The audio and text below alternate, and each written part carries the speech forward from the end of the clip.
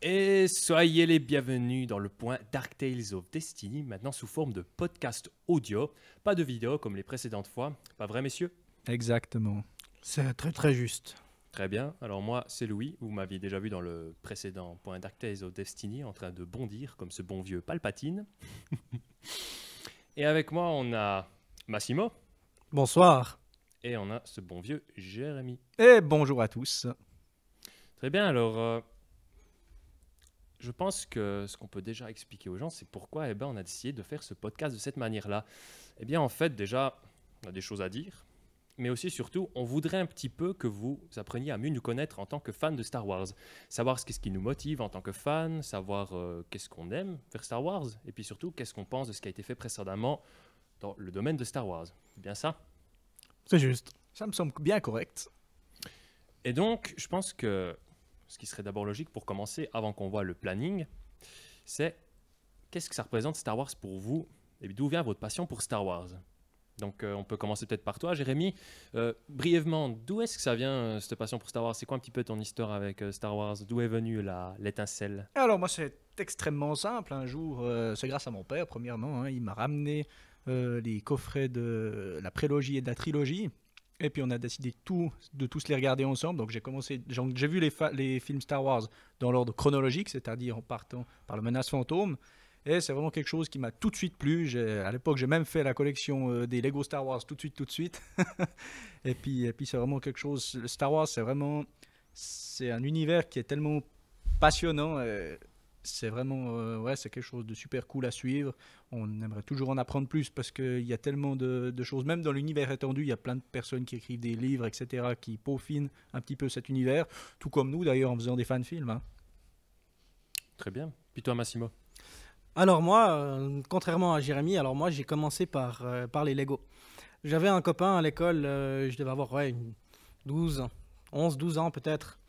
On traînait ensemble, puis une fois on allait chez lui, et lui qui était déjà plongé dans cet univers-là, il avait une collection de Lego Star Wars, un truc de dingue.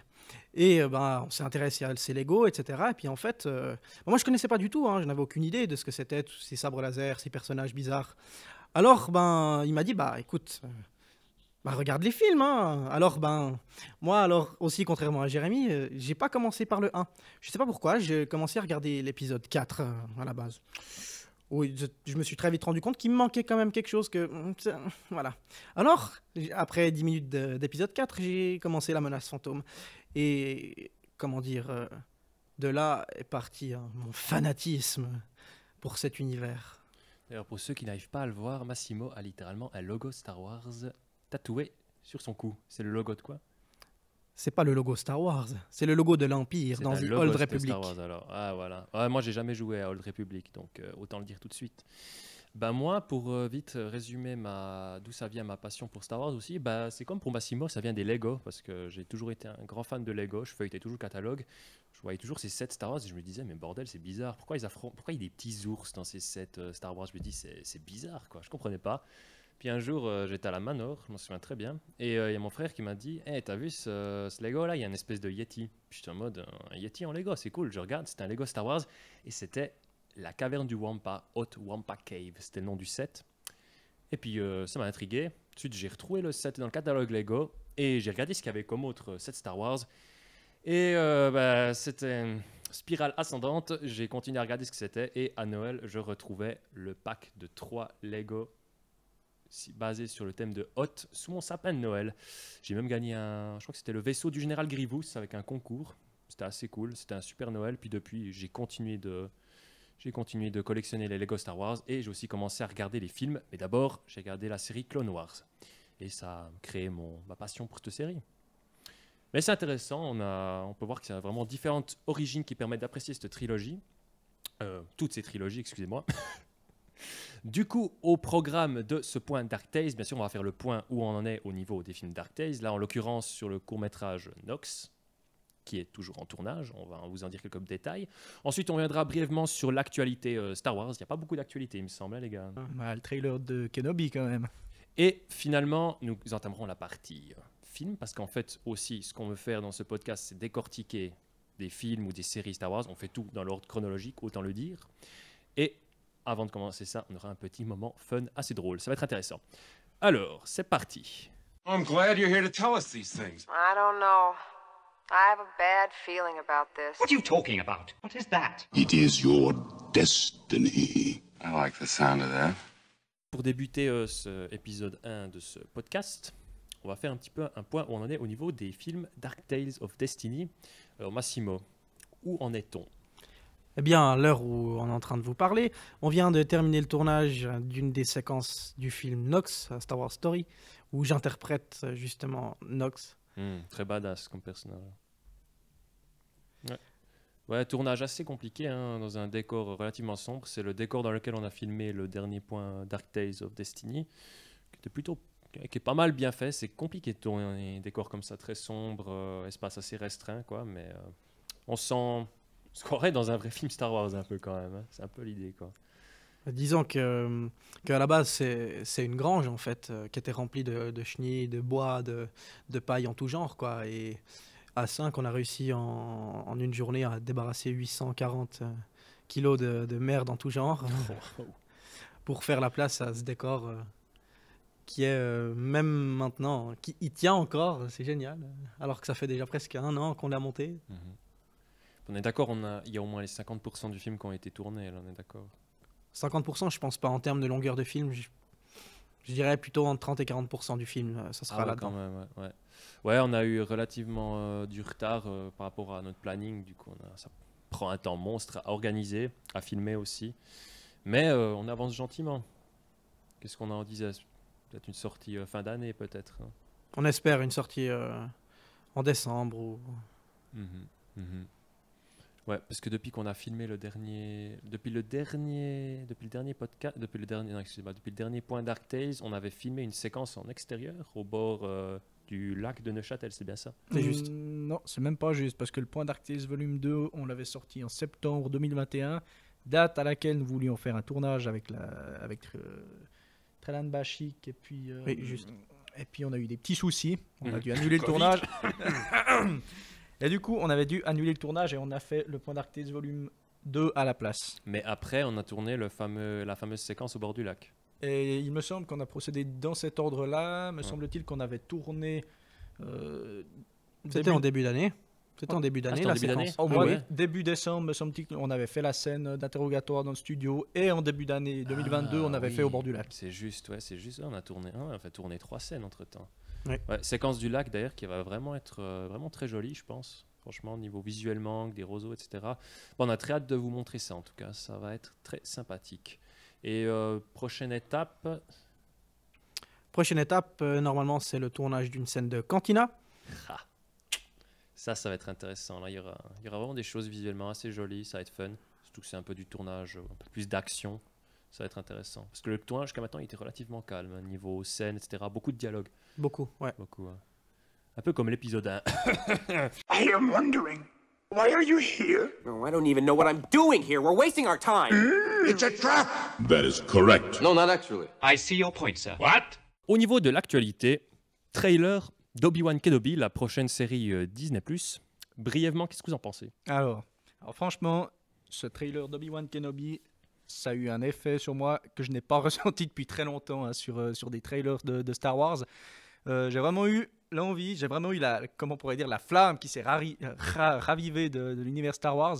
Déjà, je trouve que Ewan McGregor est un acteur incroyable hein, qui a joué Obi-Wan Kenobi. On y reviendra sur ça d'ailleurs. Ouais. C'est juste excellent. Et puis surtout, ce que j'aime beaucoup, c'est qu'ils font vraiment le lien avec tout ce qui est officiellement canon dans l'univers Star Wars, c'est-à-dire autant la série Star Wars Rebels que même le jeu Star Wars Jedi Fallen Order. Moi, je trouve ça juste super, quoi. Ouais, moi je dois dire, je suis aussi intrigué, surtout quand on sait qu'il y a John Williams qui normalement fera la musique. Ça, c'est un très bon gage de qualité, même si Ludwig Göransson, qui a fait la musique des 2 précédentes séries Star Wars, a fait un travail exceptionnel, on peut le dire. Après, moi, je vais tout de suite le dire, je n'aime pas du tout les séries qu'a fait Disney jusqu'à maintenant. Je trouve que ça fait très carton de pâte, mais on y reviendra si on fait d'autres épisodes, bien sûr. Mais voilà, j'attends de voir. Les visuels sont sympas. Il y a juste l'Inquisiteur, le look de l'Inquisiteur qui est un peu bizarre. Il a le crâne pas assez long. Je sais pas ce que vous en pensez, mais Alors ça, visiblement, c'est dû éventuellement à un effet pratique, parce que c'est comme Ahsoka d'ailleurs dans la saison de Mandalorian, hein, qui lui ont fait les queues là Les Leiku. les coups plus courtes. C'est juste en fait peut-être pour les combats et tout ça, c'est pas pratique. Bah, l'Inquisiteur, je pense que c'est exactement pareil. ouais. On voit par exemple un de cette espèce là que je sais plus comment il s'appelle. Dans l'épisode 3, c'est vraiment un design qu'on voit qui apparaît à l'écran, mais uniquement c'est pas il apparaît, mais pas sous forme de combat. Il n'y a pas beaucoup de mouvements, etc. Donc je pense déjà que l'acteur à cette époque-là, il devait certainement avoir de la peine à se mouvoir dû aux prothèses. Du coup, pour l'Inquisiteur, qui est comme un personnage qui bouge pas mal, lors des combats, je pense que c'est beaucoup plus simple, beaucoup plus pratique de faire un crâne beaucoup moins allongé. Même si on retrouve quand même les détails, par exemple des rainures dans le crâne, des tatouages, tout ça. C'est exactement les bons emplacements. Et puis je trouve que surtout l'acteur, c'est un très bon choix. Rupert Friend, c'est un acteur que j'aime beaucoup, qu'on a pu voir dans Hitman, Agent 47. Et puis voilà. Ouais, c'est pas le même qui fait le doublage, mais je pense qu'il est physiquement, il est un peu plus apte que l'autre qui est principalement un doubleur, je crois. Je sais plus ce que c'était son nom, celui qui fait la voix dans la série Rebels. Puis toi, t'en penses quoi de ce trailer Alors moi, comme à chaque fois où ils sortent un truc live action, autant un film, autant une série, je suis comme un gamin devant mon écran, je suis hyper excité, etc. Autre news, je l'ai appris, je crois, aujourd'hui, sachant qu'aujourd'hui on est le 20 mars, j'ai appris que Christopher Lloyd sera dans la saison 3 de The Mandalorian. Donc Christopher Lloyd, nom de Zeus Dr. Emmett Brown, Retour à le futur. Ça peut être assez marrant dedans, je trouve. Oui, effectivement, surtout que dans The Mandalorian, ils avaient déjà ramené certains acteurs de disons, un petit peu ces années passées, comme par exemple, ils avaient ramené... Carl Weathers. Exactement. Ils avaient ramené des acteurs des années passées, Ouais. 80, 90. Et puis moi, je trouve très bien qu'ils ramènent des têtes d'affiche pareilles. Moi, je trouve juste excellent.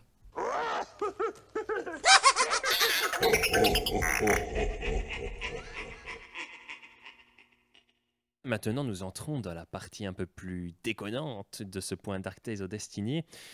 À chaque émission, chaque fois que nous parlerons d'un film, je vais demander aux personnes autour de la table, moi compris, d'imiter 4 personnages issus spécifiquement de ce film.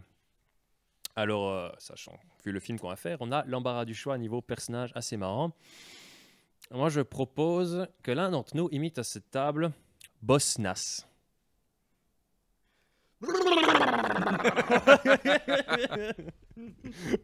Toi, t'as Jérémy. Boss Nass. Ouais.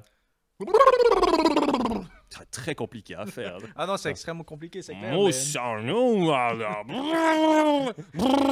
Ça croit ça plus malin. Crois ça. Gungan. Ouais, il est cool son design. Mais encore. c'est clair que cette imitation de sa bouille qui tourne, c'est vraiment ce qui le qualifie, quoi. Moi, je crois qu'on va faire un peu plus compliqué. Est-ce que quelqu'un arrive à me faire Sebulba? Puto. C'est comme ça, Sebulba? Moi, je sais. Non, ça c'est quand il s'éclate Attends. avec son Ah speeder. oui. Ah, puto.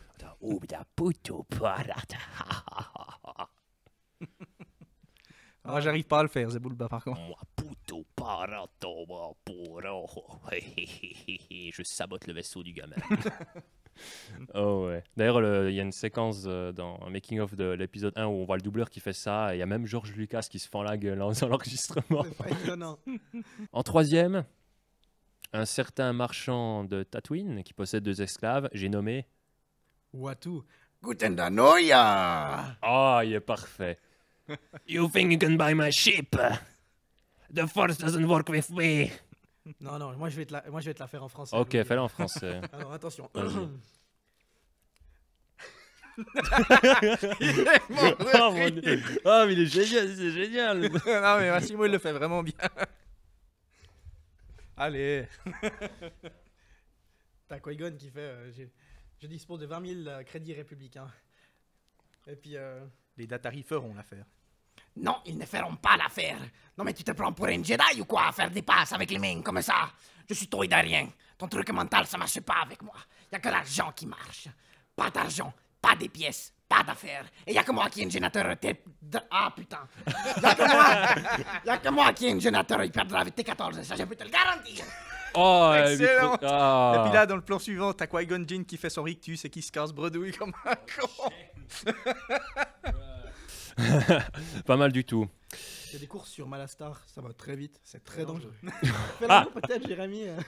Ouais, d'ailleurs, juste pendant le tournage, on s'était dit, parce qu'il faut savoir que pendant tout le tournage, on s'amuse à faire des voix de personnages de Star Wars. C'est très bizarre. On se dit que si les gens ne le savent pas que c'est des personnages de Star Wars, on passe pour de bons gros cassos. Non, vraiment, c'est particulier. Mais, last but not least, Jar Jar, puis c'est moi qui vais avoir l'honneur de le faire en premier. Missa, intelligent, Missa.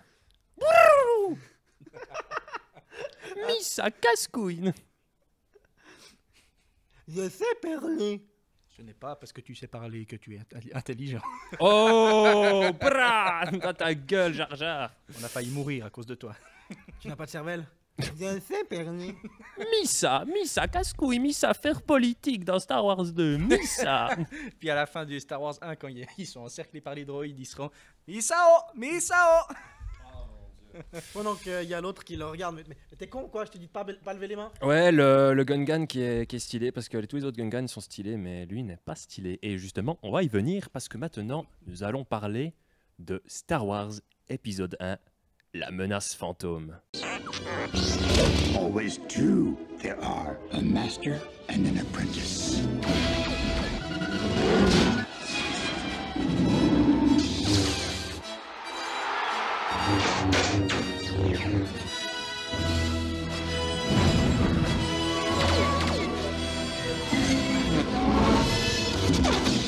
Star Wars épisode 1, la menace fantôme, est donc un film réalisé par George Lucas, qui l'a également écrit et sorti en 1999.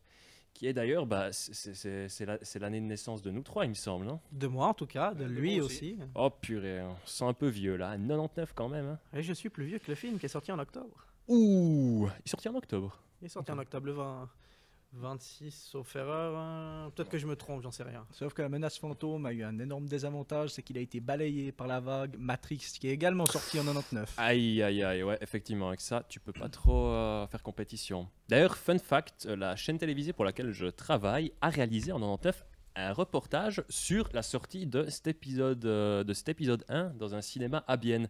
Puis c'est vraiment ouf, t'as les gens, ils viennent déguisés en Darth Maul, et vraiment, il y avait une espèce de hype. Et en plus, à la fin du reportage, vous voyez même des gens qui déballent une glace en forme de droïde. Okay. Moi, j'ai vu ça, j'étais en mode, mais c'est incroyable, quoi. Je veux dire, c'était tellement un événement, ce film, qu'en fait, il y a Les gens, ils attendaient le film depuis. Il est sorti en 86. Oh, mais il y a des images de gens qui entrent dans le cinéma, il y a des qui se mettaient presque Depuis 86, ils se mettaient presque à ouais. plat pour célébrer, quoi, comme si c'était une espèce de dieu. Puis après, ils couraient dans la salle. Et puis surtout, le moment où tu as le titre Star Wars qui apparaît à l'écran, c'est un truc de malade. Ça, Quoi. comme à chaque fois. Mais même aujourd'hui, c'est plus la même chose. Jamais ça sera aussi intense. Quoi. C'est Non, parce que un truc de fou. le public a évolué surtout. Le même public qu'à l'époque. Ah, totalement. Mais là, il faut se dire, après la trilogie originale qui a aimé plus que tout, là, faire un petit retour, c'est franchement incroyable. Puis vous, c'est quoi un petit peu votre relation avec ce film, cet épisode 1 Qu'est-ce qu'il représente un peu pour vous en tant que Moi, l'épisode fan 1 de Star Wars, moi c'est le premier que j'ai vu. De toute façon, je les avais tous vus dans la chronologie. Bah, comme nous trois, en fait, au final. Hein. Oui. Ouais. Et pour moi, je dois le dire, c'est mon préféré, la menace fantôme. J'ai pas honte de le dire. Tu vas pas te faire des amis avec ça. c'est en tout cas l'un de mes préférés, ça c'est sûr. C'est vraiment, je sais pas, parce que c'est peut-être comment je pourrais expliquer ça. C'est peut-être parce que c'est le premier, c'est la nostalgie. C'est peut-être parce que c'est le premier que j'ai vu. Mais moi je trouve c'est un film que j'ai toujours adoré. Ce film, je trouve que le début est juste excellent.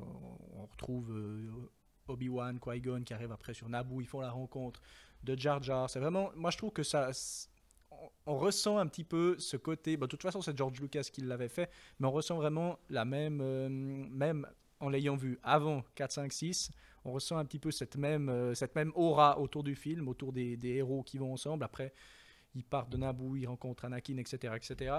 Et puis le film était surtout super bien fait en 99. Ça, il n'y a pas à dire. Hein. Ouais, ça, on va y revenir. Une des premières scènes filmées avec une caméra numérique, c'est une des scènes de la menace fantôme. Bah, moi, ce film, c'est le premier que j'ai vu aussi. C'est un film qui m'a je vais pas dire qu'il m'a laissé indifférent à l'époque, mais j'avais vu, puis je me suis dit, bah, c'était cool, l'avait regardé avec un pote, on l'avait enregistré à la télé, on l'a regardé.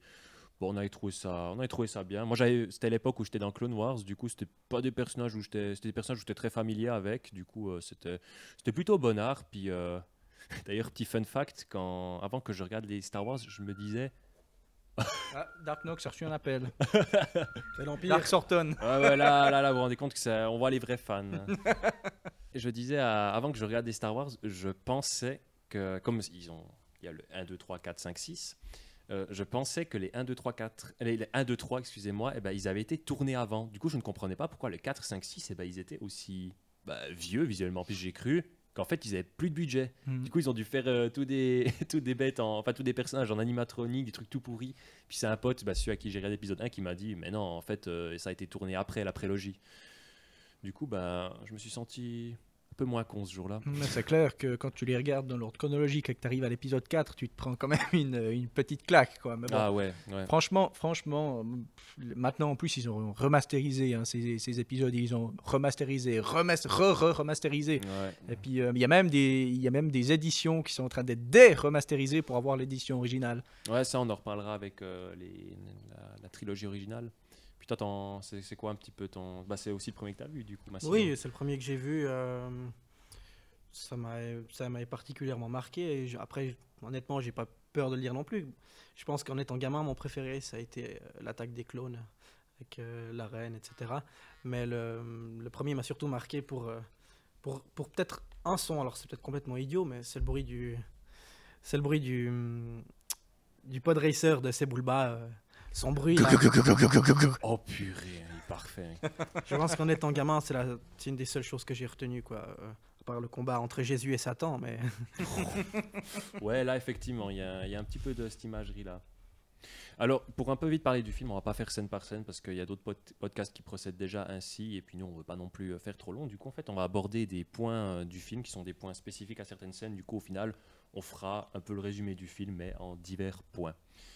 Alors, on commence le film avec une visite de fait dans un blocus de la Trade Federation. La Fédération du commerce, exactement. Voilà. Des ambassadeurs. Et tout de suite, on se rend compte d'un truc. George Lucas, il a écrit un Star Wars politique, avec de la politique. Vous en pensez quoi de ça? Franchement, moi je trouve que d'un côté, bon, tout le monde peut choisir. Hein. Il y a certainement des personnes qui détestent ça, même à la sortie. Tout le monde a gueulé. Bah ouais. C'est la même chose d'ailleurs pour aussi un certain terme qu'ils ont une certaine origine à donner à la force, un terme un peu plus scientifique en parlant de midi-chloriens. Ah ouais, Tout le monde a gueulé. Aussi, ouais. Mais pour en revenir à l'histoire de politique, moi je trouve que c'est une chose très très bien qu'ils le fassent, hein, parce que dans un univers tel que Star Wars, pour le développer, il est clair qu'il faut passer par là, ça c'est sûr et certain. Ils étaient obligés de passer par là. Je rappelle que quand même la Fédération du commerce et l'invasion sur Naboo, c'est un coup monté de Palpatine, qui encore à cette époque-là était sénateur. Donc la menace fantôme.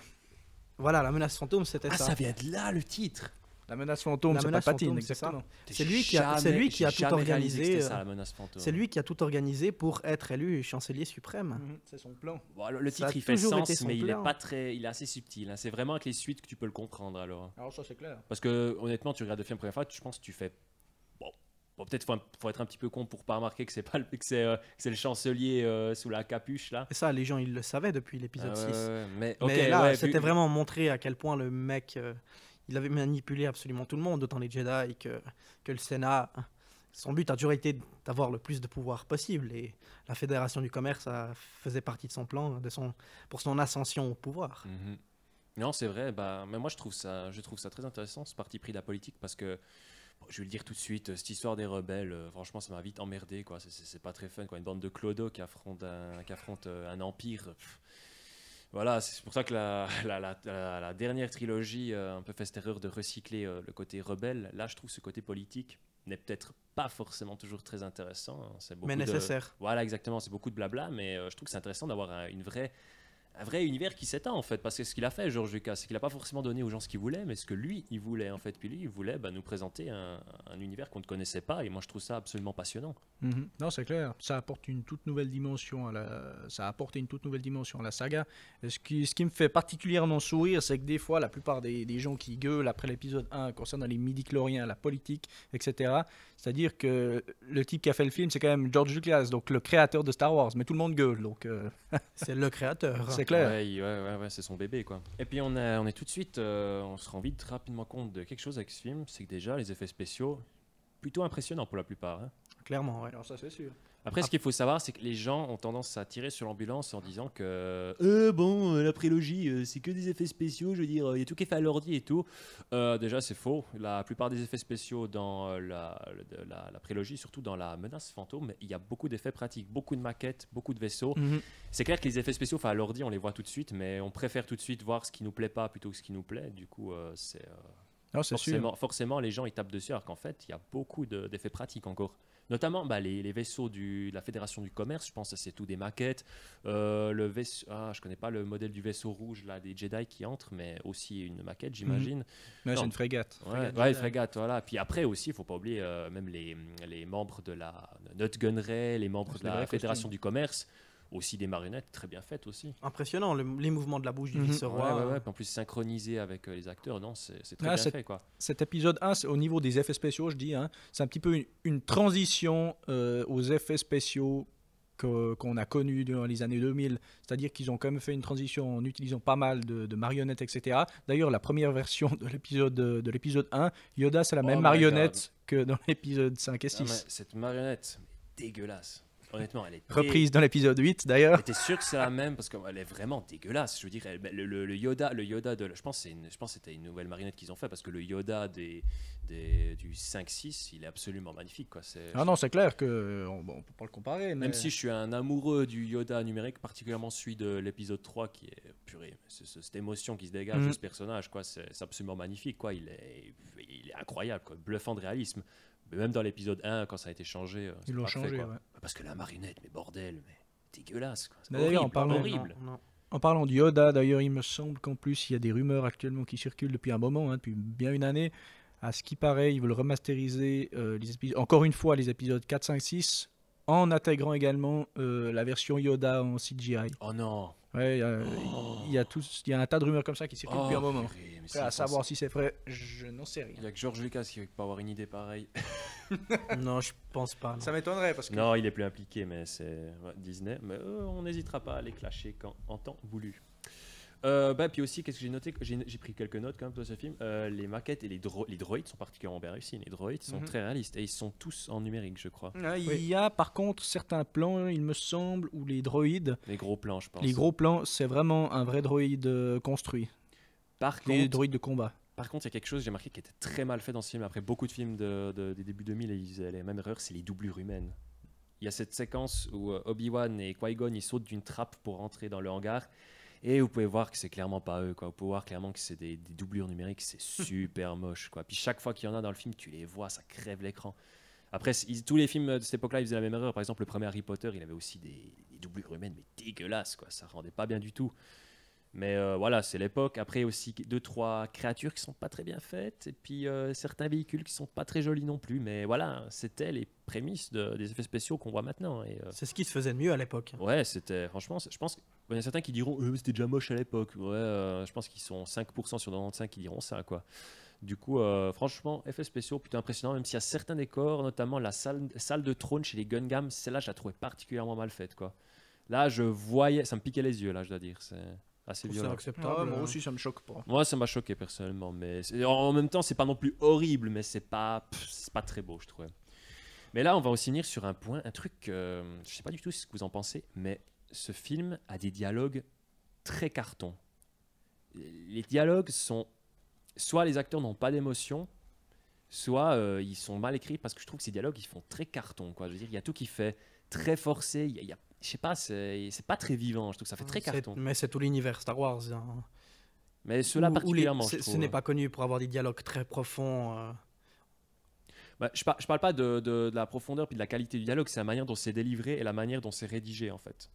Je pense que tu pourrais prendre les mêmes dialogues et les rendre plus vivants. Peut-être l'acteur il pourrait intoner de manière différente, etc. Non, moi je pense pas que de toute façon à ce niveau-là, je pense pas que c'est des acteurs le problème parce qu'on avait quand même des têtes d'affiche, bon c'est peut-être des débuts de carrière, mais on avait quand même du Liam Neeson, du McGregor, Samuel Jackson. Samuel L. Jackson, Ah ouais, il y a ouais. McDermid. C'est un très bon casting. Je pense que ça a été écrit comme ça et ça a été voulu comme ça certainement. Bah, ça justement je vais y revenir à la fin parce que j'ai quand même pas mal de choses à dire à ce niveau-là de comment le film a été voulu. Mais je sais pas, moi ça m'a déjà sorti du film, je trouve que c'est vraiment, les performances sont super plates, quoi. Je dis pas que les acteurs sont mauvais, les acteurs sont excellents, quoi. Je veux dire Evan McGregor, c'est du casting de luxe, quoi. Mais voilà, je trouve les dialogues ils sont très plats, quoi. Ensuite, nous avons un certain personnage qui fait son apparition, un certain Misa. Jar Jar. Votre avis sur Jar Jar? Nécessaire, extrêmement con et touchant à la fois. Exactement. Moi je ne comprends pas toute cette haine qui a pu être balancée sur ce personnage alors que le personnage il est comme ça. Ils ont fait un personnage qui est un petit peu stupide sur les bords, mais je trouve que personnellement moi j'ai aucun problème avec Jar Jar. Je l'aime plutôt bien même, il est assez rigolo. Et puis moi je trouve que ça passe super bien. Ils ont essayé de refaire un petit peu un personnage je pense qu'il a essayé de refaire comme Yoda dans l'épisode 5, un personnage un peu débile. Et puis il y a eu beaucoup de, je sais pas si c'est vrai, mais il y avait beaucoup de personnes qui disaient il voulait apparemment faire en sorte que Jar Jar soit en réalité le grand méchant de l'histoire. Mais je suis pas sûr je suis même pas sûr que si c'est vrai cette histoire. Ça a peut-être été une théorie un jour, mais Possible. Ouais. ça a jamais abouti parce que ça n'aurait jamais fonctionné, je pense. Surtout que ce serait une idée de merde. Moi, personnellement, ce personnage, j'aime bien le design. Surtout les designs de tous les Gungam, surtout les guerriers, ils sont très bien faits. Je trouve que bon, il y a très peu de créatures dans le film qui sont mal designées. Elles sont toutes très, très bien faites. Par contre, il y a quelque chose qui est terrible avec ce personnage, c'est que George Lucas essaye d'en faire un comique, un personnage drôle. Et moi, je crois qu'il n'y a pas une seule scène où il me fait rire, en fait. Pour moi, c'est un personnage, c'est comme si tu me foutais une enclume et tu me demandais de faire un marathon, quoi. Ça ne marche pas, ça tire, c'est horrible. Ce personnage ne me fait pas rire. Et puis, je vois ce qu'il essaye de faire, mais c'est trop forcé. Chaque fois, il y a des séquences entières qui lui sont dédiées. Puis, j'ai l'impression que c'est comme si tu as un gosse de 5 ans qui vient vers toi, puis il dit caca, tu vois, il te fait une blague nulle, un truc qui lui, ça le fait rire. Puis, t'es en mode, mais c'est pas drôle, c'est pas de l'humour.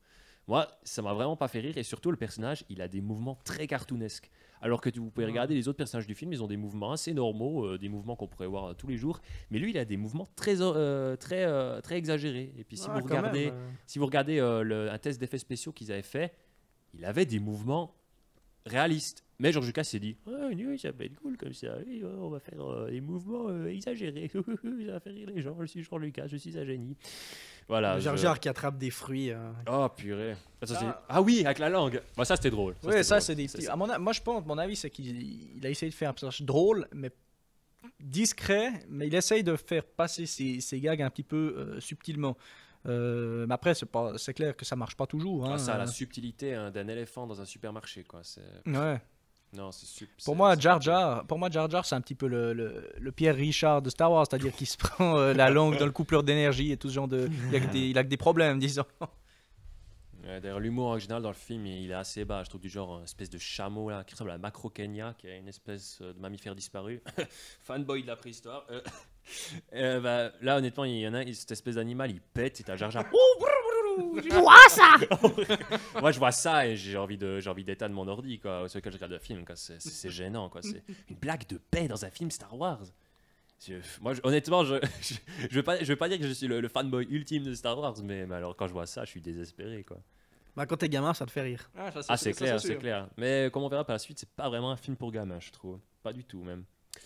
Mais voilà, en tout cas Jar Jar, l'humour général dans le film, pas très drôle, je trouve. Justement, par rapport à ces personnages cartoonesques, on a des personnages très monolithiques, comme les Jedi, comme Amidala, qui est le monolithisme incarné, quoi. Je veux dire, elle bouge quasi pas, immobile.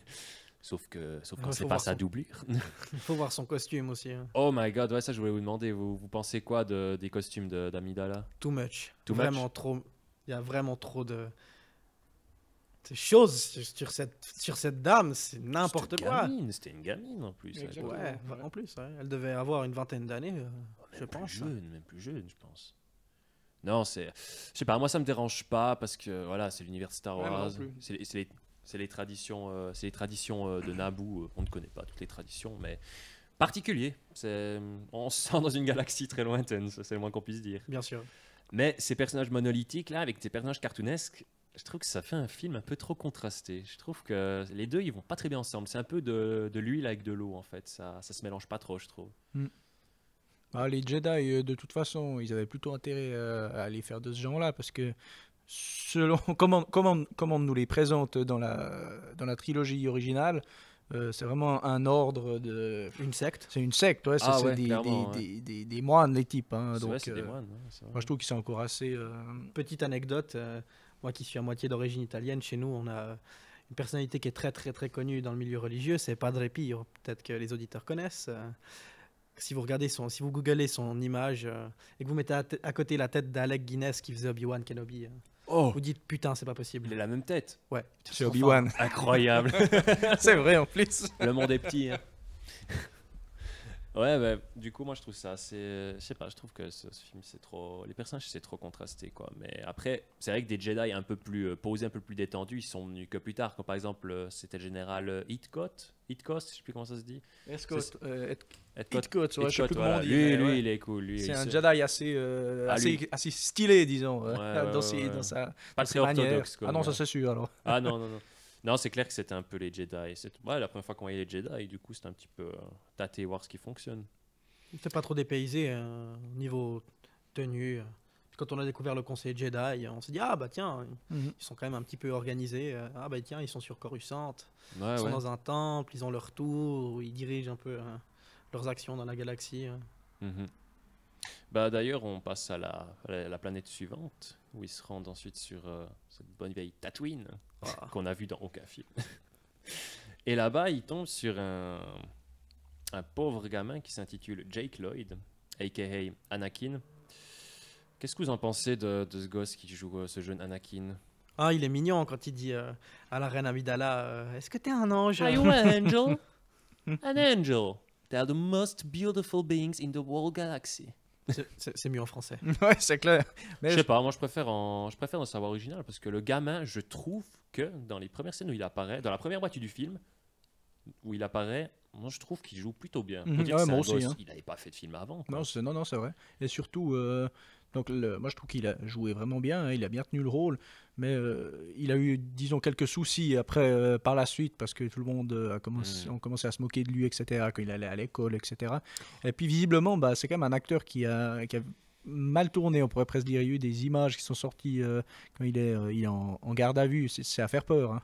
Ouais, Il a vraiment passé au côté obscur. c'est assez triste. Quoi. Surtout qu'il y a aussi eu un autre acteur qui a pris cher, l'acteur qui joue Jar Jar. Ouais, justement, ouais. Alors que le pauvre, il a fait. C'est comme pour Jake Lloyd, hein, il a fait ce une certaine personne lui a demandé de faire. Et puis les fans de Star Wars, parce qu'il faut savoir, les fans de Star Wars, il y en a certains qui sont extrêmement agressifs et puis très. C'est très mixte, hein. Ouais, on trouve de c'est- tout, des ouais. fanatiques qui aiment tout comme moi, autant des gens qui regardent les films pour les détester. Mhm, exactement, ouais. Puis ceux qui cherchent toujours la petite bête, quoi. Puis là, en l'occurrence, ils se sont attaqués aux mauvaises bêtes parce que les acteurs, c'est pas à eux de c'est tout pas se leur faute, ramasser. Non. C'est clairement au réalisateur. Du coup, franchement, dégueulasse. J'espère en tout cas que les deux vont mieux maintenant. Je n'ai pas trop pris de nouvelles. Je crois que celui qui joue Jar Jar, il va assez bien. Il faisait une des émissions dans le centre Star Wars, je sais plus comment ça s'appelle. Il jouait un maître Jedi. Galaxy's Edge. Ouais, au Galaxy's Edge, exactement, ouais. Pas trop bien, je suis content pour lui. Non, franchement. c'est clair. Peut-être que c'était encore autre chose, une espèce d'émission avec des parcours un peu. Ouais, il y a beaucoup de choses. Star Wars, il y a le Star Tour, Galaxy's Edge, il y a beaucoup de choses. Hein. D'ailleurs, si ça peut le rassurer, je connais aussi une fan de Jar Jar qui a même des peluches et des figurines Lego Jar Jar chez elle. Moi, je crois que j'apprécie encore plus Jar Jar depuis que j'ai appris cette histoire avec Ahmed Best. Bien sûr, ça m'a vraiment bien sûr, touché ouais, que le mec, il a fait son travail, il a donné du cœur dans ce qu'il faisait. Il a créé un personnage, oui, qui est très stupide, mais en tout cas, c'est lui qui a fait la voix. Et il était très doué pour ça, on peut pas lui Il a Il bien est fait très la- bon dans il a l'exercice. bien Moi, fait je la comprends voix. pas l'avis des gens qui l'ont presque poussé au suicide. C'est extrêmement grave. Ah ouais, c'est non. terrible. Pour un rôle dans un film, Mais ouais. ça me Puis fait même, penser ouais. aussi un peu comme à l'actrice qui joue la femme de Walter White dans Breaking Bad. Ouais, Elle jouait tellement bien son rôle que les gens détestaient la personne, alors que c'était l'héroïne, fait exprès, c'était l'héroïne dans le film, C'était dans fait la série exprès, en plus, qui était détestée. Ouais. Mais l'actrice, elle a fait son travail. Ouais, C'est dans ça la- qu'une preuve qu'ils ont fait tellement bien leur travail que les gens n'arrivent pas à dissocier la Ouais. réalité de la fiction. On peut Ils même sont citer dans la intelligents. même lignée aussi dans Game of Thrones, hein, le Ah, jeune roi Joffrey. Ouais. Ah ouais. Il C'est est la même chose. détesté, lui. Ben, c'est bien la Parce que preuve que c'est son des bons personnage- acteurs. Hein. Parce que son personnage est détesté. Ouais. Mais, lui, est comme ça. lui, c'est un humain. C'est pas. Le personnage est comme ça. Non, c'est délicat. Aussi pour l'épisode 8, mais on en reparlera. Il y a aussi une affaire comme ça, mais je trouve qu'elle est encore pire. Quoi. Là, c'est encore pire, je trouve, cette histoire de l'épisode 8. Sur Rose. Mais on en reparlera. Et donc aussi, en même temps qu'il trouve ce petit Anakin, il trouve aussi, on apprend l'existence d'une certaine chose qu'on a tous en nous. Est-ce que vous pouvez m'en dire un petit peu plus? Les midi-chloriens. Ah ouais. Ça en a fait fuser des fans. Ah ouais, non, Moi, mais j'étais ça c'est quand même sûr. Très contente d'apprendre que, ah bah tiens, cette fois-ci, il donne un ton scientifique à Exactement, la c'est pas plus chose. mal. Ils disent que voilà, c'est dans toutes les cellules de tout être vivant. Bon, peut-être pas dans un mur en béton, c'est pas un être vivant, mais dans toute Ouais, créature, tout alien pourrait possiblement être utilisateur de la force. Mhm. Par contre, Android, ça je pense pas. non. Comme ils vont nous le sortir dans un de ces jeux mobiles Android Jedi. Ouais, effectivement. Ou même crois- dans un bouquin, il me semble, il y je a crois pas une des masses, unité hein. astromécano qui a un truc avec la force, me semble-t-il, je crois. Oh purée. Ok.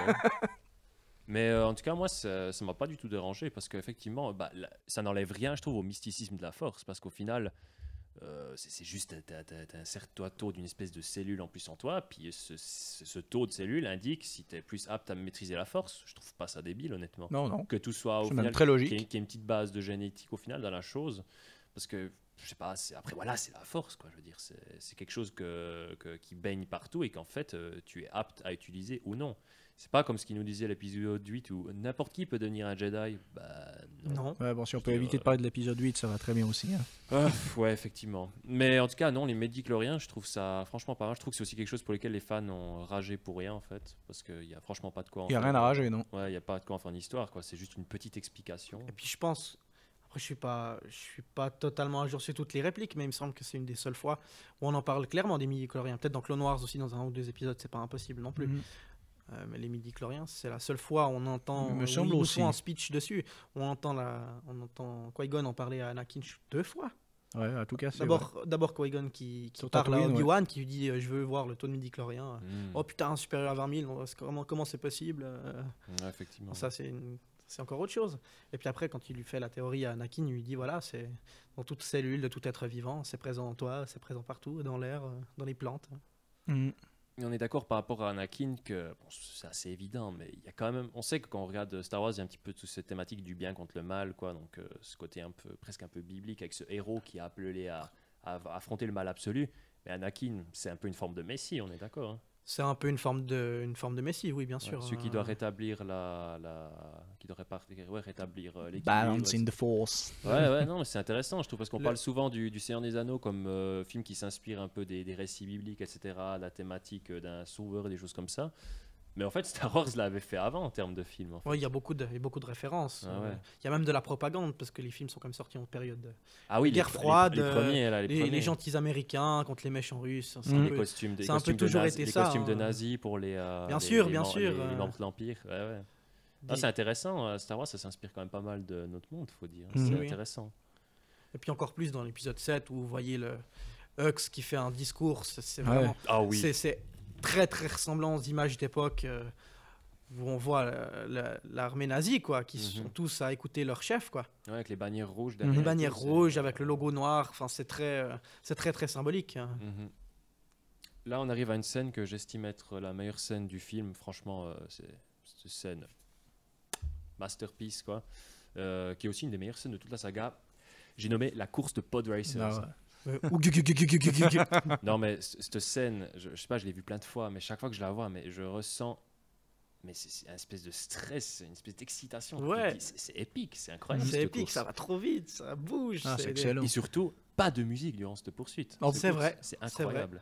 Ça se dépasse, ça se fait des coups tordus. Ah Mhm. ouais, non, mais c'est. Ça se lance des Ouais, la musique, pièces. c'est vrai que la musique démarre au moment où Anakin perd le contrôle de son pod racer. Exactement, Ouais. ouais, mais avant on a toute l'intensité. Ah, C'est vrai, cette scène, c'est incroyable. Et je peux pas dire une réussite totale parce qu'il y a quelque chose qu'un YouTuber m'a appris. C'est un YouTuber qui s'appelle Chris Stuckman. C'est un YouTuber américain assez connu qui a fait l'analyse de tous les films Star Wars. C'est un très grand fan.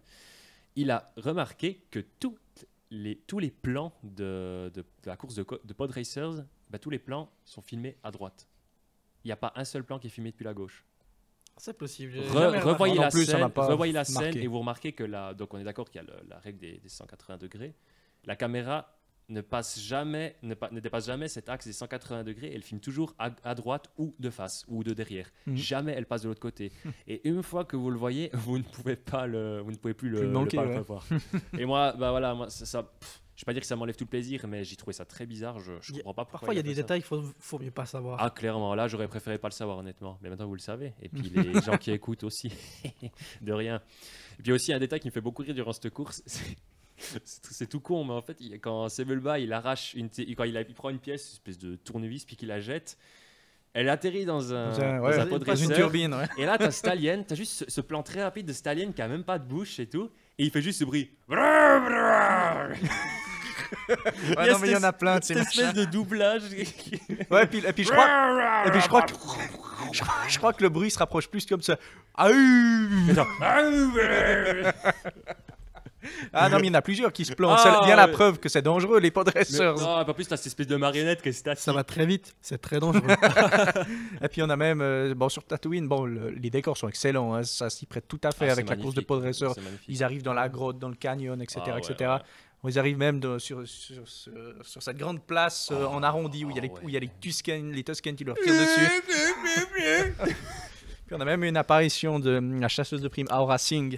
Aura Singh qu'on n'a jamais vu nulle part. Attends, À part dans Clone Wars. Est-ce que ça a été. Ça, j'ai vu le film, ça m'a interpellé. Est-ce que ça a été rajouté dans les autres éditions? Parce que le personnage, il a été créé quand. Donc il a été Il était fait pour Clone Wars. On Et l'a vu donc, dans il a Clone été Wars, rajouté. Ça a été un des rajouts après coup. je suis pas sûr, non. Je crois qu'elle était là par hasard. Ils ont réutilisé dans Clone Wars. Il me semble, je sais pas si C'est très random. Puis on en là, entend comme parler dans personnage, Solo, on dit En que plus, c'est en Beckett qui l'a tué, enfin qui l'a poussé, qui l'a Et- pas tué Et volontairement. elle a été entraînée par la femme sombre, qui est un personnage il est encore canon, ce personnage d'ailleurs. Ou je sais pas. Oh, pitié, supprimez pas la femme sombre, elle est stylée. Mais ouais, cette course de pod racer, très petite tuerie. J'ai toujours rêvé d'avoir le Lego pod racer. Bah, moi je l'avais. Oh, bâtard. Ils l'ont ressorti récemment, mais ils ont sorti que celui d'Anakin. Alors, moi, puis- le suite, c'est Bubba. Hein. Il y a même un truc qui est fascinant avec cette scène, c'est qu'il existe une version extended de la scène Ah, où Zebulba utilise des outils pour les autres participants. C'est-à-dire que Zebulba, sur les côtés de son pod racers, il a des lance-flammes. Et on peut le voir dans des scènes coupées, ça. Ça, je vous les conseille si vous les avez jamais vus. Parce que je sais que dans le Lego qu'il y avait de ce vaisseau, il y a tu pouvais sortir des petites scies. Alors, il a Ça, pas, c'est- les ici, je suis pas sûr, mais en tout cas, les lance-flammes dans une scène coupée, ils y sont. Ouais. En tout cas, puis les crashs aussi des vaisseaux, ils sont très impressionnants. Ah oui. Il y en a beaucoup qui ont été faits en vrai d'ailleurs, avec des petites maquettes. C'est très bien fait. Non, puis franchement, très très bien fait. C'est une quoi. des meilleures séquences du film. Après, aussi le meilleur moment de cette course, c'est clairement quand il passe à côté des Jawa et Uchini. Ouais, on a juste une petite, sursaute. juste une petite scène, Ah, on voit c'est- des Jawas là. C'est génial. C'était sympa de les revoir. Hein. J'aimerais tellement pouvoir voir la tête des gens qui ont entendu ce film-là pendant 13 ans, qui sont allés au cinéma, qui ont attendu et tout, puis qui ont vu tout ça. J'aimerais tellement voir leur réaction. Ça n'existait pas, les vidéos réactions à Ah ouais, cette c'est vrai, époque-là. c'est vrai. Ah non, ça vu que tu pouvais pas voir les C'était critiques, tu c'était le voyais en peut-être pas live. plus quoi. mal. On entendait parler dans les journaux, puis encore c'était l'année où j'étais né, donc moi, En fait, théoriquement, Voilà, la trilogie était cette sortie, scène, hein. t'aurais pu le rattraper quand il était passé en 3D au cinéma. Ah oui, c'est juste, en Et ça- 2011, il me ça, semble. ça, j'ai un méga souvenir de cette sortie en 3D. Il y avait des affiches partout. Ah non, c'était pas en 2013. Ah non, attends, c'était en 2011. Je crois, ouais. 2011, ouais. Ah non, il y avait les affiches partout. Ça devait être intense cette séquence, hein, je veux dire. Et d'ailleurs, c'est grâce à cette sortie que j'ai commencé un peu à connaître ce film parce qu'ils étaient sur les paquets de cornflakes. Ok. Je voyais que c'était un menace fantôme et puis dedans, tu pouvais recevoir des petits sabres laser. Il y en avait 4. Ou peut-être que j'ai eu des Lames pubs à l'époque. Ah oui, rétractables. c'est juste. Tu pouvais les combiner. Oui, oui, ouais, je m'en souviens. Tu pouvais les combiner ensemble Oui. et puis ça te faisait un sabre double lame. Je me pense- demande où on verra ça d'ailleurs. Mon premier sabre laser, c'était c'était le sabre de Windu en plus. Moi j'avais le violet C'était, aussi. oui, c'est ça. Et puis t'avais cette espèce Et de. tu pouvais souffler dedans, Ouais, ça puis faisait oui, siffler. puis hein. t'avais- Ouh, ça Non, faisait non, un moi petit c'était bruit de encore un turbine. autre. C'était dans la lame, en fait, t'avais un jeu de billes, un labyrinthe de billes où tu t'inclinais le sabre pour que la bille elle aille dans le trou et tout. Ah, énorme. Mais D'ailleurs, en parlant de ces sabres, j'ai une anecdote, mais vraiment incroyable. À cette époque-là, effectivement, avec des potes, on faisait la collection de ces machins. Du coup, on achetait des paquets de cornflakes. Et malheureusement, à chaque fois, comme des idiots, on se retrouvait avec les mêmes. Il n'y avait jamais les autres. Et puis, je me souviens, à une époque, l'époque, j'avais un pote qui avait fait toute la panoplie des sabres laser, et puis on avait été en camp de ski. Et puis ce type, ce qu'il a fait, il a fait un truc juste incroyable. Au lieu d'aller skier avec des bâtons, il a pris des sabres laser. Il skiait avec des sabres laser. Je jure que c'est vrai. Oh, incroyable. Cette badassitude. Incroyable. Ah, puis on est parti d'une course de pod racer à une descente de ski. Ah, misère. En plus, on est le premier jour de printemps. On est un peu en retard, là. Non, c'est demain. Non, c'est le 20 mars. C'est le 21, C'est l'équinoxe le de 21? printemps. Ok, j'ai rien dit. Après cette séquence assez épique, on a de la politique nouveau, puis d'autres costumes bizarres de cette pauvre reine. Qui se fait Reine Amidala. pas du tout La reine respecter. Amadala en Amadala. personne. Amadala, ils le disent en plus comme ça dans la VO. Amadala, c'est Ah juste, ouais oui, il le dit Oui, comme oui, ça, ils le ouais. disent, ils disent Amadala, puis en français, ils ont repris vraiment le Amadala volontairement, hein, pour pas dire Amidala, ils ont vraiment dit Amadala. Ah bah j'ai vraiment pas fait attention alors. Ah, tu pourras regarder, Quand j'ai vu le film en VO, j'ai pas fait attention. Autant en VF qu'en VO, ils se gourrent Ok. cette misérable limace. En tout cas, ouais, sympa de pouvoir voir à quoi ça ressemble. C'est pas le congrès, c'est quoi le nom de cet endroit là où ils se réunissent tous avec ces petits vaisseaux là. Ah oui, c'est dans le Sénat galactique. Ah, c'est le Sénat. Ah ouais, le Sénat, voilà. Ces ouais. petites soucoupes volantes. Et puis d'ailleurs, il y a une scène incroyable. Je sais plus si c'est dans l'épisode 1 ou 3, mais ils ont fait un monstre clin d'œil à E.T. C'est-à-dire ouais, qu'il y a les oui, E.T. qui tu sont les- sur un de c'est ces vrai, machins. C'est c'est ça, vrai, tu hein. vois l'espèce des. Oui, c'est dans. Ah, je crois. C'est quand la reine Amidala, elle demande une motion de censure contre le chancelier Valorum. Et puis on voit à un moment il y a des aliens qui sont contents et des aliens qui sont pas contents. Et puis tu vois légèrement sur la gauche de l'écran, tu vois sur une de ces soucoupes volantes, Il y a des tu vois une espèce d'aliens qui sont celles de E.T., de l'extraterrestre. Donc, puis bon, en même temps, dans le film E.T., tu vois ce E.T. qui reconnaît Yoda, il se dit oh mais qu'est-ce que c'est En fait, c'est un gamin dans un costume, mais lui il le reconnaît, il se dit oh putain, peut-être que Ah ouais, effectivement. Donc E.T. est canon. E.T. est canon. Ah mais clairement, hein, en plus on sait qu'il y a aussi des hiéroglyphes de C3PO et R2D2 Dans Indiana qui Jones, apparaissent ouais. dans un tombeau dans Dans Indiana Les Jones, Aventuriers de l'Arche perdue. Ouais. Bah en même temps c'est logique parce que Spielberg Le et créateur. George Lucas sont Son très pote, bons amis. Il y a même une vidéo où ils vont visiter, il y a Spielberg qui débarque, et puis George Lucas qui fait un petit tour de propriétaire des studios, puis il tombe sur un droïde, et là t'as George Lucas qui avoue littéralement que les droïdes de combat c'est un peu de la merde comme combattant quoi. Il a dit tu peux les couper comme du beurre et ils servent à rien d'autre. Et puis c'est vrai qu'ils sont stylés, ils sont bien plus stylés que les Stormtroopers je trouve. Ouais. En parlant de George Lucas, je sais pas moi, mais est-ce que vous avez pas l'impression qu'à chaque fois qu'on voit George Lucas dans une apparition publique, il est toujours habillé de la même manière? Ouais, la chemise C'est dans le incroyable, pantalon et tout. Et il a toujours l'air triste. Ouais. C'est un pauvre petit Il a l'air bonheur. blasé avec une Il chemise a l'air à blasé, carreaux, exactement. un jean et des Nike Il a blanches. l'air tout triste, t'as presque envie de lui faire câlin en mode ça va aller, mec, tes films, il y a des gens qui les aiment quand même. Enfin, t'es plus récent. Ouais, il est très bizarre, très particulier ce George. Hein. Franchement, il parle un peu comme ça. Oui, il parle tout bas comme ça. J'ai fait ce film, ça m'a fait plaisir.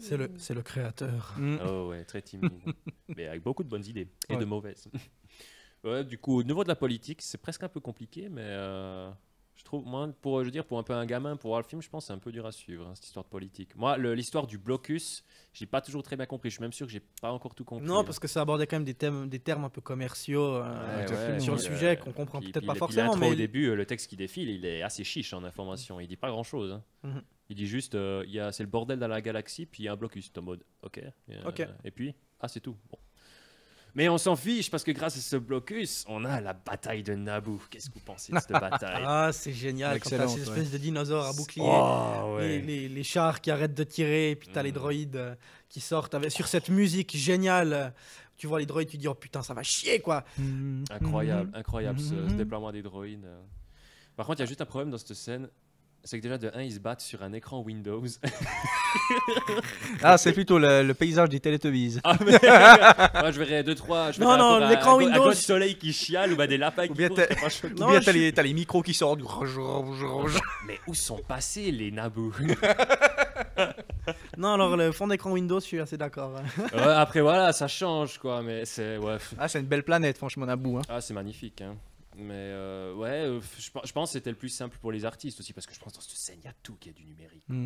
Mais c'est bien fait. Les Gungam sont quand même pas mal badass. Hein, quand Gungam, pas J'ai Gungam. dit Gungam. Tu dis Gungam depuis tout à l'heure. Ah, je confonds avec les Gundam, là, ces robots japonais.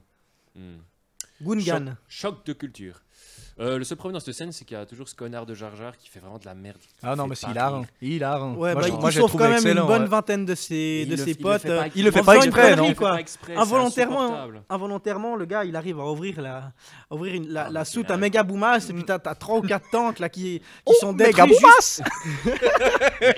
juste. Il y a juste ce moment où il est accroché à cet engin, et puis l'engin il part en couille, et ça c'est très cool parce qu'il y a une boîte Lego Star Wars qui a repris cette scène où t'as littéralement Jar Jar qui est accroché au canon, quoi. Et c'est génial. je me souvenais plus que c'était comme ça, mais en fait il y a vraiment cette scène, quoi.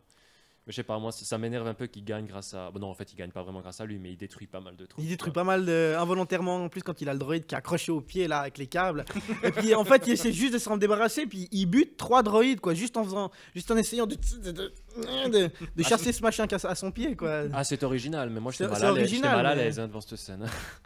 Mais en plus, il y a son pote là, le général, qui est hyper stylé et qui se fait buter par Grievous dans Clone Wars. Là. Oui, vraiment c'est Celui vrai, qui a un peu la ouais. moustache là. Ah, il est cool, Ouais. il est cool. Ah non, lui.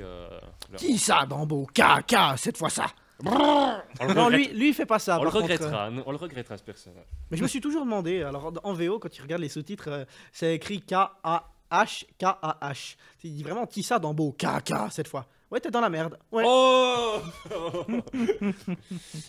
D'ailleurs, autre bataille de Naboo, il y a aussi celle où il s'infiltre dans le palais, que je trouve qu'il y a une scène assez épique, quoi. Je trouve comment on les voit tirer dans les couloirs. Ah oui. Il y a pas mal d'échos au premier Star Wars où il tire aussi dans ces couloirs avec les Stormtroopers. Exact, là. ouais. C'est piou, piou, piou, piou. Après, il sort par les fenêtres, il grappe un. Il grimpe, ouais. Ouais, c'était magnifique. En plus, ça a été tourné en Italie, toute cette séquence-là. Ouais, le palais est magnifique. Palazzo hein. di Caserta. Ah, c'est splendide. Très, très, très Star Wars comme décor. Ça passe. C'est pas loin de chez moi. Il se peut qu'on aurait peut-être une séquence un jour là-bas. On verra bien ça. Mais sympathique comme séquence. Aussi, comme il joue bien avec le fait que Padmé, elle a une doublure. Puis ils arrivent à s'en sortir comme ça. Je trouve ça super. Ouais, franchement, c'est super bien utilisé, quoi. Cette bataille très très cool. Mais bon, honnêtement, qu'est-ce que c'est la bataille de Naboo quand vous avez une séquence avec un certain personnage qui maîtrise 2 sabres? Non, purée. Monsieur Un Maul. double lame. Oh, c'est peut-être pour certains la meilleure séquence du film parce que Ah, c'est ce que les totalement gens nouveau, voulaient hein. voir. Des gens qui se battent au sabre laser. Et puis des vrais combats de sabre laser, pas des types qui sont en sabre en mode et je te touche ton sabre. Attention, scène d'action, on fait une trace sur le mur. Ah, mais là, c'était complètement différent. ouais. Et voilà, je suis un vêtement qui tombe par terre. Je suis un vêtement qui tombe. Mais cette scène, ils l'ont refaite, la scène 38, sauf erreur, SC38. Ouais, c'est Ils l'ont juste. fait ouais. en remasterisé. Elle est vachement bien faite en Waouh, remasterisé. c'est vraiment magnifique. Mais- Avec des plans utilisés de Vador ouais. du jeu de Force Unleashed. Ouais. Ouais, très Quand bien il fait. marche en avant, là, ouais. Mais cette séquence de Darth Maul, je me souviens que le personnage, il est le badass, il est très badass. On peut citer l'acteur. ouais. Combattant exceptionnel, hein, il joue aussi Snake Eyes dans les films G.I. Joe, mais cet acteur. Le crapaud dans X-Men aussi. Oh, Puis purée. d'ailleurs, dans X-Men, il a fait une belle référence à Maul, c'est-à-dire qu'à un moment, il jette Tornade dans une cage d'ascenseur, et puis il relève une sorte de tige en métal, et il fait le même mouvement qu'il fait avec Maul dans l'épisode 1. Faudra que je revoie, Parce du qu'X-Men coup. 1, c'est 2000, ouais. De 2000, ouais. 2000, ouais. Non, mais exceptionnel comme acteur, le maquillage du personnage, c'est. Avec un petit faux raccord où tu vois sa boucle d'oreille qu'il avait oublié d'enlever. Il s'est dit, mais c'est pas grave, on s'en fout, les gens vont pas voir. Si, les gens ont vu. Mais je crois que ce personnage était tellement cool que Lego a même sorti un buste de ce personnage. Un buste très flippant d'ailleurs. Bien plus flippant que le personnage en Alors lui-même. peut-être. Mais ça faisait quand même plaisir de le revoir dans Solo en live action. hein. d'ailleurs. Ça faisait très plaisir. Surtout que Mais c'est il Naboo avait qui l'air, le hein. jouait. Il Mais le avait l'air. doubleur, c'est le gars qui fait la voix de Maul dans la série Clone Wars, qui est un bon doubleur. Et je en trouve. plus, ce doubleur, c'est. C'est la voix de Starkiller Exactement dans le jeu, le le ouais. pouvoir de la force, Force Unleashed. Oui, Witwer, il me semble. Sam Witwer. Witwer. Sam ouais. Witwer, ouais, tout est lié. Tout est lié. Puis il y a la scène ouais, où il gueule le fameux Kenobi. Ah, Kenobi Oh, exceptionnel. Mais là, dans le film, il ouvre pas beaucoup sa gueule. Hein. Il dit juste nous les vaincrons. Lol, non. Pas dans ce film. Mais moi, en plus, je trouve que dans Solo, il est moche. Moi, j'ai pensé, quand je l'ai vu la première fois, je me suis dit, mais c'est pas Ray Park. Mais c'est pas Ray Park, il a pas la même gueule. Ils ont un peu changé le design. Ouais, ils ont peut-être fait un maquillage, un truc différent. Ouais, ouais. Mais je me suis dit, mais c'est pas la même personne. Si, c'est la même personne. Ouais, bah après voilà, je trouve que c'est un petit peu triste. Tu fais venir Ray Park, puis tu le fais même pas combattre. Mais bon, de toute façon, le gars, Tu il le fait fais allumer son sabre, tu vois, un sabre qui est censé être rouge. Tu le vois un peu violet, bizarre, moche à cause de l'hologramme. Ouais, en fait, dans cette scène, tu le regardes un petit peu, puis après, tu préfères nous peut-être regarder Emilia Clarke, parce que Oui. c'est Emilia Clarke, quoi. Ça, c'est Emilia Clarke. En tout cas, ce combat avec Darth Maul, on peut dire que c'est un des meilleurs de toute la saga. Il Star est Wars. magnifique sur une musique qui est absolument Ah, incroyable. Duel of the Fate, je crois. Ouais. c'est- Après, je dois dire, je préfère la partie où c'est Kenobi qui affronte Darth Maul seul, parce que là, je trouve la chorégraphie monte à une échelle. Il y Ah, a elle des, est il y a des- puissante, hein. il y a des mouvements. Il y a un mouvement Avec des sauts où, il y a un mouvement où périlleux, Maul, des- en fait, il tourne sur lui-même pour arrêter le coup de côté. Non, mais c'est incroyable. C'est un truc, ça fait tomber ma bouche, quoi. Franchement, la chorégraphie, ils se sont bien défoulés là. La séquence où ils sont sur ces ponts là, où on voit clairement que c'était du matte painting ou bien un truc de fond vert. Je sais pas ce qu'ils ont utilisé comme technique, mais ça se voit qu'ils étaient sur un fond vert.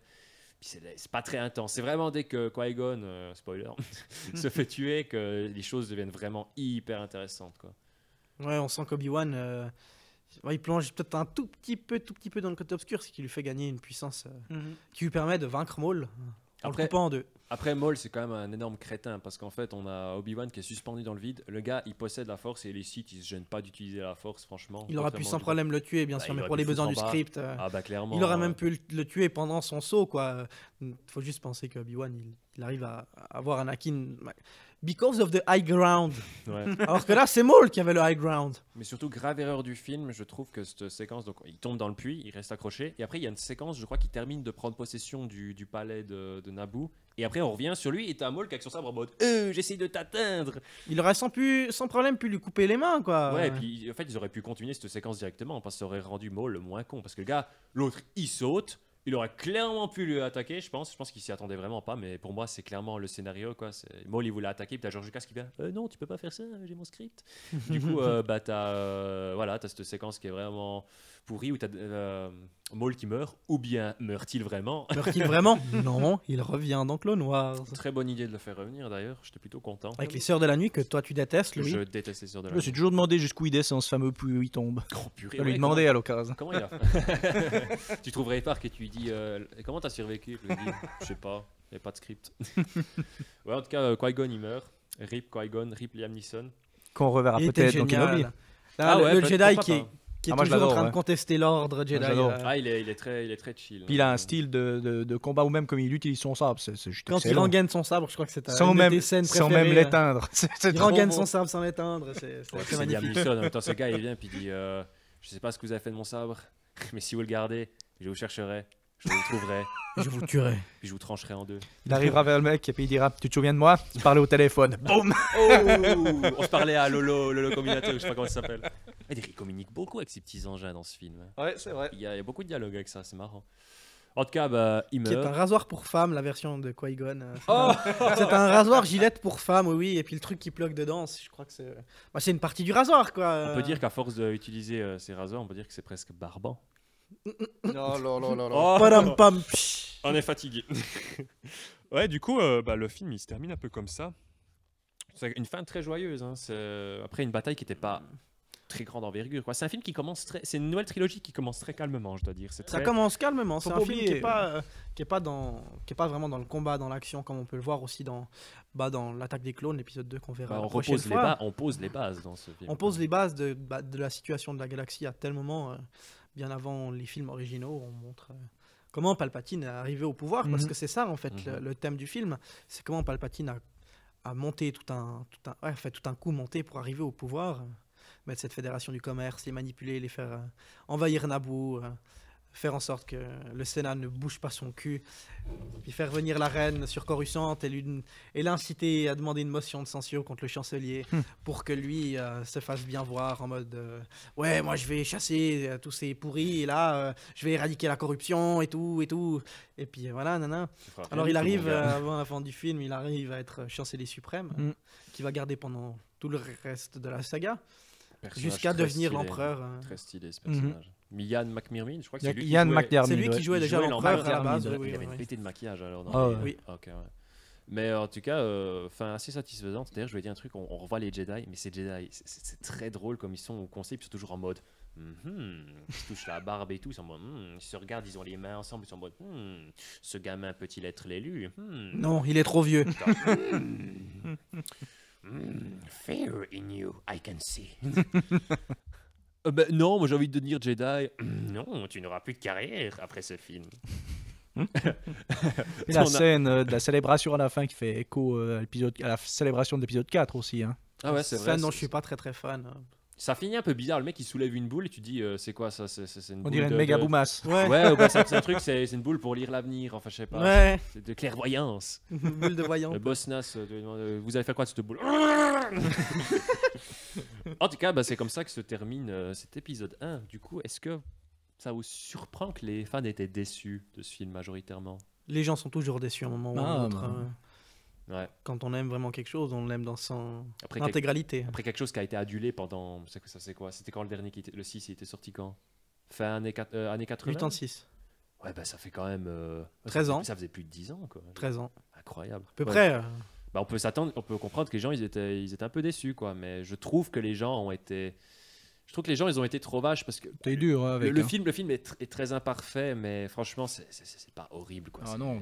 C'est la vision d'un créateur, quoi. Je trouve qu'il y a des films de la trilogie originale qui sont bien pires que ce film. C'est ces films. Ouais. De la trilogie originale, Ouais, il y en a de la trilogie, je vais pas dire lequel, mais il y en a de la trilogie originale que je trouve pire que l'épisode 1. Il faudra que je le revoie, mais je pense que ça va être sans appel. En tout cas, je voulais juste aborder quelque chose là, c'est qu'en fait, par rapport, je mentionnais pas tout le temps George Lucas, parce que je disais que j'allais reparler de lui. Je pense que George Lucas est un créateur très talentueux, beaucoup d'imagination. Franchement, le gars, ce qu'il a inventé, c'est phénoménal.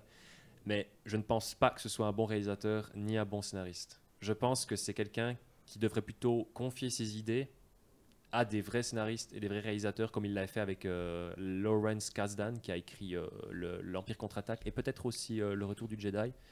Ou bien même, puis après confier le film à des réalisateurs comme Irving Kershner, qui a fait l'Empire contre-attaque, parce que ces films ne sont pas bons à cause de George Lucas. Ils sont partis bons à cause de George Lucas, mais il ne faut pas tout mettre à son compte. Le gars, il avait l'idée, il a lancé le truc, il a fait l'épisode 4, mais il faut savoir que pour l'épisode 4, il a été beaucoup aidé, le gars. Il paraît qu'il était assez difficile sur le tournage d'ailleurs. Après, il y a je crois qu'il y a pas mal de flou sur le tournage d'épisode 4, c'est un peu, on sait pas trop ce qui est vrai. Mais voilà, je trouve que George Lucas, c'est pas un bon réalisateur. Il est clair qu'il s'améliore au fur et à mesure avec cette prélogie. En tout cas, son rôle, c'est plutôt d'avoir eu la vision du projet. Voilà, exactement. D'avoir confié le travail de réalisation, de conception à d'autres personnes. Lui, il avait la vision globale de la chose. Voilà. Après, il a confié à des personnes qui avaient d'autres domaines de... Un autre champ de compétences. Ouais. Voilà, puis je trouve que toutes les personnes qui gravitent autour de ce film, elles sont incroyablement talentueuses. Et malheureusement, la seule personne qui foire le cahier des charges, malheureusement, c'est lui, parce que tout tournait autour de lui. Il y a d'ailleurs ce reportage, ce documentaire que je vous recommande vraiment, c'est le making-of de la menace fantôme, qui est le making-of le plus honnête que j'ai jamais vu. Il n'y a pas un gars qui est devant un fond vert en train de dire « Alors, on a décidé de tourner comme ça parce qu'on voulait qu'elle ait une coiffure moche, puis une tenue en mode mandarin. Voilà, puis après, on voulait faire un espèce de personnage canard hyper maladroit. » Vous voyez, c'est un making-of qui est honnête, les gens sont honnêtes, il n'y a pas d'interview, c'est juste les gens qui sont filmés, et on peut voir que George Lucas, c'est un gars qui est très... il n'était pas sûr de ce qu'il faisait, hein. Il était clairement pas sûr. On voyait qu'il était très hésitant, il s'est lui-même rendu compte après une première projection qu'il était allé un peu trop vite, je crois, c'est ce qu'il a dit. Du coup, George Lucas, c'est un personnage assez complexe, mais je pense que les gens l'ont trop mis sur un piédestal, et puis malheureusement, on en a payé un peu les conséquences, parce que on lui a donné tous les pouvoirs. Le producteur Rick McCallum, il a donné tous ses pouvoirs, c'est lui qui les produisait à l'époque. Puis on s'est retrouvé avec des films, malheureusement, qui sont, je trouve qu'ils sont pas tous, mais pas très bien écrits, puis pas très bien réalisés. Je sais pas ce que vous en pensez. Faut dire que pour cette époque, quand La Guerre des Étoiles est sortie en 77, ça a été peut-être dans les premières projections qu'ils ont fait entre eux, ça devait être encore autre chose, mais quand le film est sorti, c'était un véritable phénomène. Tout le monde, ou presque, a adoré l'univers. Alors que George Lucas lui-même pensait que ça allait être un flop complet, quoi, alors qu'en fait c'était tout l'inverse. Il a créé un univers absolument immense qui continue encore 40 ans plus tard. Ce sera presque éternel à mon avis. Ouais, il y aura toujours des gens pour reprendre. Il y a rien, je crois que dans la pop culture, il n'y a rien qui peut se mettre au niveau de ça. On peut dire que maintenant, il y a Marvel, il y a DC, etc. Mais c'est pas la même chose. Parce que peuvent pas aller autant loin. Marvel et DC, c'est des univers qui sont extrêmement étendus. Il y a des univers parallèles et tout. Mais Star Wars, c'est toujours été sur la même continuité. Oui, parce que Star Wars, c'est telle chose. Alors que Marvel, je pense que les gens peuvent se reconnaître. Ils apprécient plus tel ou tel personnage, tel ou tel film, particulièrement. Alors que Star Wars, c'est un tout, quoi. Marvel, c'est vraiment éparpillé entre Spider-Man, entre ci, entre ça, quoi. Alors que La Guerre des Étoiles, Star Wars, c'est une saga avec tel et tel personnage. Après, vous aimez l'un ou l'autre. Ah, c'est clair, c'est clair. Non, voilà, c'est quelque chose d'impressionnant. D'ailleurs, je pense pas qu'il s'imaginait qu'il y a il est sorti quand le premier? En 77. En 77, je sais pas si le gars s'imaginait que 50 ans plus tard, il y aurait une bande de jeunes dans le canton de Vaud qui déciderait de tourner des fan-films Star Wars. C'est extraordinaire, quoi. Je veux dire, ce qu'il a accompli. Il a inspiré beaucoup de monde. Il a fait de la merde, surtout en vendant à Disney. Il a sauvé la saga en la détruisant aussi, je trouve. Mais ça, on en reparlera. Mais voilà, c'est... Disons que sans cette nouvelle saga vendue à Disney, on n'en serait pas... On serait pas dans ce décor qu'on a créé pour notre fan film. Ouais, on en reparlera avec le film approprié, n'est-ce pas? Le film approprié, ouais. Oh. Faudra attendre cette édition. On vous en parle. Oh, on a du chemin jusque-là, parce que sachant qu'on va faire aussi toutes les séries qu'il y a eu entre et qu'on va tout faire dans l'ordre chronologique, du coup, on n'y est pas avant un bon moment. Hein. I've just about had enough of you. Yes, I know. Boring conversation anyway. Voilà, c'était donc notre premier podcast pour le point Dark Tales of Destiny. On vous remercie de l'avoir écouté. Ça fait plaisir d'avoir tout ce monde qui nous soutient en regardant nos vidéos, surtout en mettant des petits commentaires. Ça nous aide à nous améliorer puis à avoir des avis. On aime bien ça. Vous avez quelque chose à rajouter, les gars? Écoutez, moi je vous remercie d'avoir écouté ce podcast et puis du coup merci de regarder notre contenu et puis vivement la sortie de notre prochain épisode Nox et Star Wars Fan Film. Allez, que la force soit avec vous. Ouais, bien dit. Moi, je rajouterais peut-être aussi, encore une fois, merci de nous écouter. J'espère qu'on a réussi à peut-être vous convaincre que notre projet vaut la peine. J'aimerais terminer avec cette petite devise. Le slogan. Notre slogan. Oh, attention.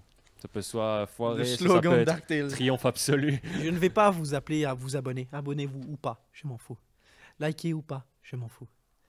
Notre but à nous, c'est de faire du chocolat avec de la merde. Oh